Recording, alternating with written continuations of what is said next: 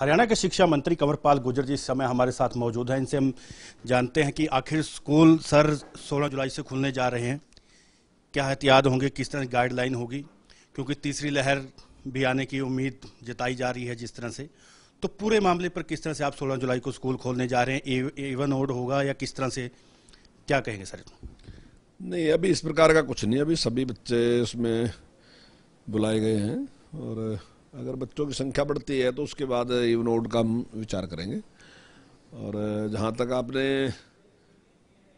नियमों की बात की, तो जिस प्रकार से मैंने पहले जो भी नियम निर्धारित किए गए थे, चाहे वो सोशल डिस्टेंसिंग के थे और चाहे मास्क का था, चाहे सैनिटाइज का था, चाहे जो बच्चे स्कूल में आते हैं उनका टेम्परेचर चेक करने की बात थी, तो जो भी उस टाइम नियम निश्चित किए गए थे वो नियम उसी तरीके से अब की बार भी लागू रहेंगे।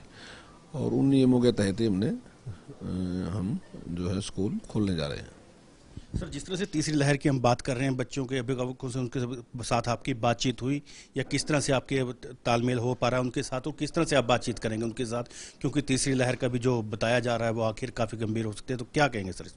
देखिए, तीसरी लहर की शंका जाहिर की जा रही है, लेकिन कहीं तीसरी लहर है अभी ऐसा कुछ नहीं है। लेकिन अगर इस प्रकार की कोई भी परिस्थितियाँ बनती हैं, मान लीजिए हमें लगता है कि कहीं इस प्रकार की परिस्थिति बनती है, तो निश्चित तौर से इस पर हम पुनर्विचार करेंगे। और हमारे लिए बच्चों का जो स्वास्थ्य है वो ज़्यादा महत्वपूर्ण है, तो हम बिल्कुल भी उसमें देरी नहीं करेंगे, तुरंत उस पर विचार करेंगे। सर, 16 जुलाई से जिस तरह से स्कूल खुलने जा रहे हैं उसमें कौन कौन सी क्लास के बच्चों के वो आएंगे उस दिन? 9th 10th या +2 किस हिसाब से आप स्कूल खोलेंगे, या सर उस पर थोड़ा जा, क्योंकि जो अभिभावक हैं उसके बारे में थोड़ा आप क्लियर कर दीजिए सर। 16 तारीख से हम 9th 10th 11th 12th ये खोलने जा रहे हैं, और उसके बाद हम 6 7 और 8 क्लास जो हैं उनको खोलने जा रहे हैं। वो 23 से खोल लेंगे, ये 16 से खोल लेंगे, तो जल्दी इसको हम खोलने का काम कर रहे हैं। सर, अब राजनीति सवाल पे आ जाते हैं। रणबीर सिंह गंगवा, डिप्टी स्पीकर, जिस तरह से उनके ऊपर हमला होता है किसानों द्वारा, तो क्या लगता है आपको इस तरह से किसानों द्वारा हमला किया जाना और गाड़ी के शीशे टूट जाना, कहीं ना कहीं किसान सरकार के ऊपर हावी होने लग रहे हैं, क्या वजह है? नहीं, देखिए, सारा कुछ हताशा में कर रहे हैं, और मैं एक निवेदन ही करूंगा कि इसके लिए किसान शब्द प्रयोग ना करें। ये कोई किसान की बात नहीं है, ये तो उपद्रवी लोग हैं कुछ। ये किसान का नाम लेके और अपने जो जो इनके कर्म हैं उनको छुपाने के लिए, उस पर सपोर्ट लेने के लिए किसान शब्द का प्रयोग कर रहे हैं। ना ये किसान के हितैषी हैं, ना ये किसान हैं। कुछ पार्टियों के लोग हैं, कुछ हताश लोग हैं। कौन सी पार्टियों के लोग हैं सर? ये तो सारी पार्टियों के लोग हैं। कांग्रेस के लोग वहाँ साफ नजर आते हैं, लोग दल के लोग साफ नजर आते हैं, आम आदमी पार्टी के साफ नजर आते हैं लोग वहाँ पे, सारे के सारे वो लोग हैं। कुछ हताश लोग हैं जो इस प्रकार के थे, जिन्होंने एक विचार किया था कि भी इस आंदोलन के बहाने वो भी राजनीतिक रूप से स्थापित हो जाएंगे।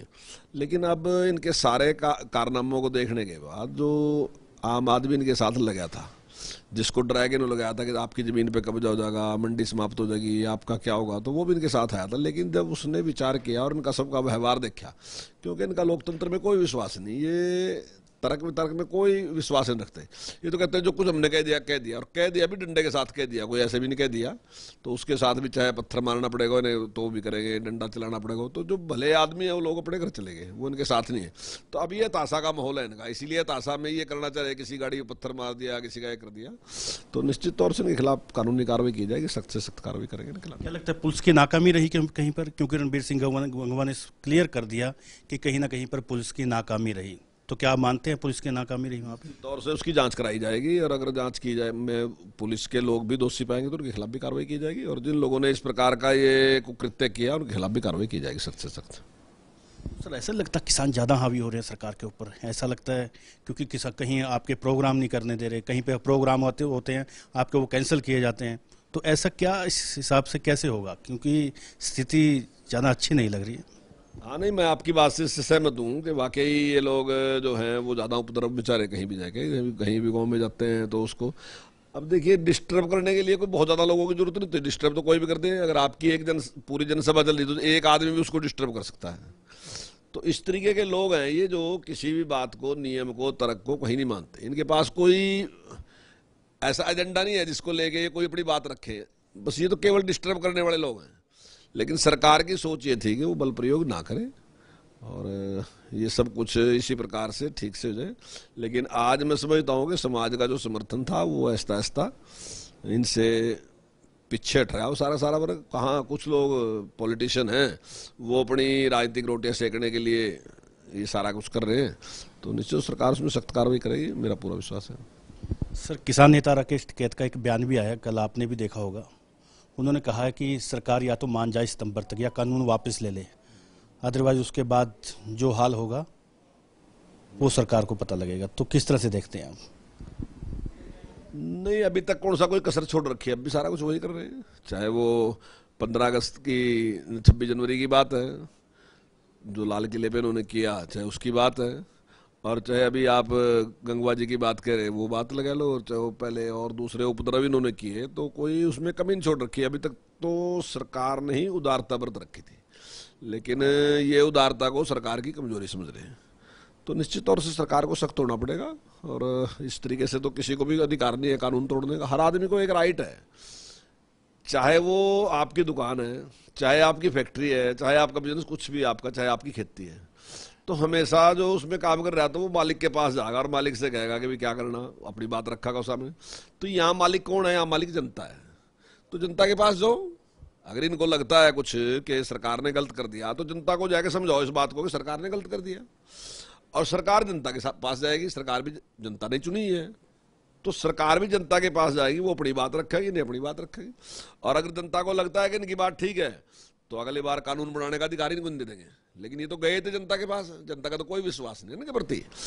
12 लाख वोट पोल रही, जिसमें से टिकैत को 9400 वोट मिल रही, तो 1% से कम वोट मिल रही, यानी कि इसका मतलब जनता का कोई विश्वास इनके प्रति नहीं है। गुरनाम सिंह चुड़ुन्नी चुनाव लड़ रहे तो वो जनता के पास गए, 1300 कुछ वोट मिल रही, यानी कि 1% से भी कम वोट मिल रही। 1.5 लाख में से 1300 कुछ मिल रही है, 1% भी नहीं मिल रही, तो जनता का कोई विश्वास नहीं है उनके प्रति। तो अब अगर उनको लगता है कि जनता उनके साथ है तो अब फिर दोबारा चले जाओ जनता के बीच में। तो वो जिसको जनता पावर दे देगी, अगर जनता बीजेपी को देगी तो बीजेपी कानून बनाएगी, कांग्रेस को देगी कांग्रेस बनाएगी, भी लोकदल को देगी लोकदल बनाएगा, आपको देगी आप देगा, और आपको दे दी आपका मतलब। अगर ये जोड़ से कहने वाले हैं जो अपने आप को किसान कह रहे, तो अगर ये लोग हैं जो, अगर जनता इनको देगी तो ये कानून बनाएंगे, तो जाओ जनता के पास। संविधान ने भी यही क्या रखा, जो संविधान ने राइट दिया तो वहां जाओ। लेकिन ये इनको पता है कि जनता इनको स्वीकार नहीं करती, जनता का इनके ऊपर कोई विश्वास नहीं, इसलिए ये उपद्रव मचा रहे। और निश्चित तौर से सरकार को अब सख्त कार्रवाई करनी चाहिए, सरकार सख्त कार्रवाई करेगी। किसान नेता राकेश टिकैत का यह भी कहना है कि हम इलेक्शन नहीं लड़ेंगे पर वोट पे चोट जरूर मारेंगे। वो मार के देख लिए, एक ही जगह गए बंगाल में, वही वो हार गई। मुख्यमंत्री स्वयं चुनाव हार गए, चले गए बेचारे वहां। अगर ये ना जाते शायद पता नहीं क्या होता क्या नहीं होता, लेकिन एक ही कॉन्स्टिट्यूंसी में गए, यूपी की तैयारी में है, एक ही कॉन्स्टिट्यूंसी में गए, वही चुनाव हार गई। ममता बनर्जी चुनाव हार गई। और यूपी में मेरा आपके चैनल के माध्यम से मेरा उनको चैलेंज भी है, वो भी चुनाव लड़के देख लें, यूपी में पता चल जाएगा क्या होगा क्या नहीं होगा। और यूपी का चुनाव तो आ ही गया, इधर पंजाब का भी चुनाव है, क्या वहां भी लड़ने, जब हरियाणा में आएगा यहाँ भी लड़के देख लें। हम नहीं लड़ेंगे पर वोट पे चोट मारेंगे जहाँ जहाँ पे बीजेपी सरकार है। चलो चोट मारेंगे, चोट मार लियो, पर हम तो ये कहेंगे अपने आप ही लड़ लो। जब चोट मारने की ताकत लड़के देख लो, क्या बात थी। जब चोट मारने की ताकत आपके पास है ना, तो चुनाव लड़के ही देख लो ना। ये तो जनता करती है फैसला, और जनता अगर आपको राइट देगी तो आप अपनी मर्जी का कानून बना लियो, क्या बात थी। सर, क्या मैसेज देना चाहेंगे किसानों के लिए?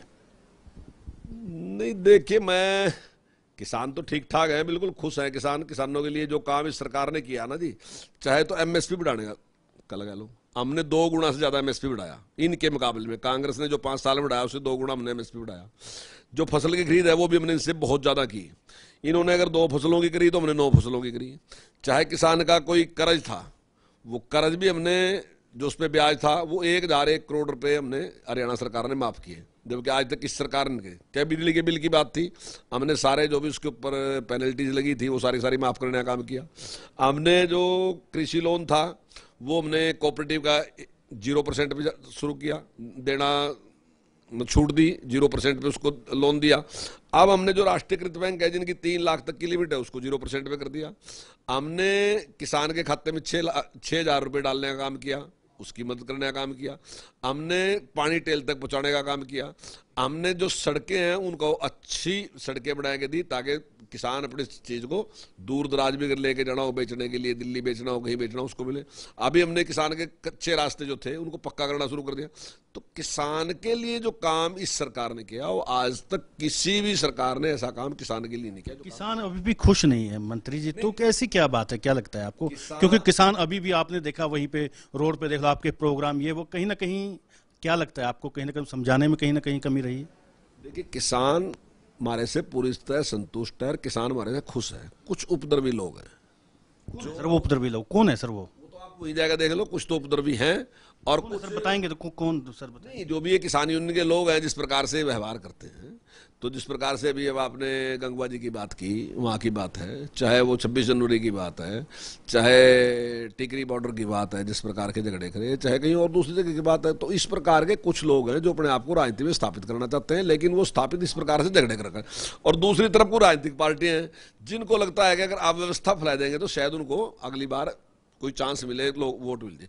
तो ऐसे लोगों का एक जमघट है ये, और वो जमघट अव्यवस्था फैलाने पे लगे, सरकार को बदनाम करने पे लगे। लेकिन सरकार की जो कारगुजारी, जो काम है, उससे किसान सेटिस्फाई है। और आने वाले टाइम में जब भी चुनाव होंगे तो आप देख लेना, अगली बार भी लोग भारतीय जनता पार्टी के प्रति विश्वास व्यक्त करेंगे। और ये चुनाव अभी जो है यूपी का आने वाला है, अभी आप यूपी में देख लेना। दिल्ली कूच की तैयारी कर ली है अभी किसान नेताओं ने, आपको पता है किसान पूरी तैयारी में है दिल्ली कूच के लिए? नहीं करो, दिल्ली कूच कौन रोकता है? दिल्ली देश की राजधानी है, वहाँ तो लोग रोजाना भी बहुत बड़ी संख्या में आते हैं, तो ये भी कूच कर लो। पर कोई तर्क तो दो, किस बात के नौका कूच कर रहे हैं? अब 3 कानून रद्द करने न कह रहे, तो 3 कानूनों पर बहस तो कर लो कहीं। अगर आपके कुछ लोग हैं तो उन्हें विधानसभा में बहस करवा लो, लोकसभा में बहस करवा लो। और अगर उन्हें कुछ भी नहीं पता है, आप ही ज्यादा ज्ञानवान है, तो आप किसी मंच पे आ जाओ, आप भी बहस कर लो, किसी टीवी डिबेट में आ जाओ, वहाँ बहस कर लो। लेकिन जब टीवी डिबेट में भी आते हैं तो राकेश जी कहते हैं मैं इनके साथ बहस नहीं करूंगा, मैं तो 1 to 1 करूंगा, मैं आप बात नहीं करूंगा। तो ये है कि इनके पास कोई तर्क नहीं है, ये केवल और केवल अपनी राजनीतिक रोटियां सेकना चाहते हैं और चाहते हैं कि किसी तरीके से इनको एक मौका मिल जाए, जनता के प्रति विश्वास करें। लेकिन जनता ने इनको बिल्कुल परख लिया, जनता ने पे कोई विश्वास नहीं करेगी। शुक्रिया। ये थे हमारे साथ हरियाणा के शिक्षा मंत्री कंवरपाल गुर्जर, जिनका साफ शब्दों में यही कहना है कि कुछ लोग, कुछ राजनीतिक पार्टी ऐसी पार्टी है जो अपनी राजनीतिक रोटियां सेकना चाहती है। भारतीय जनता पार्टी एक ऐसी पार्टी है जो सबका साथ और सबका विकास चाहती है। कैमरामैन चिराग के साथ चंद्रशेखर पुनिया, JK 24/7 के लिए चंडीगढ़।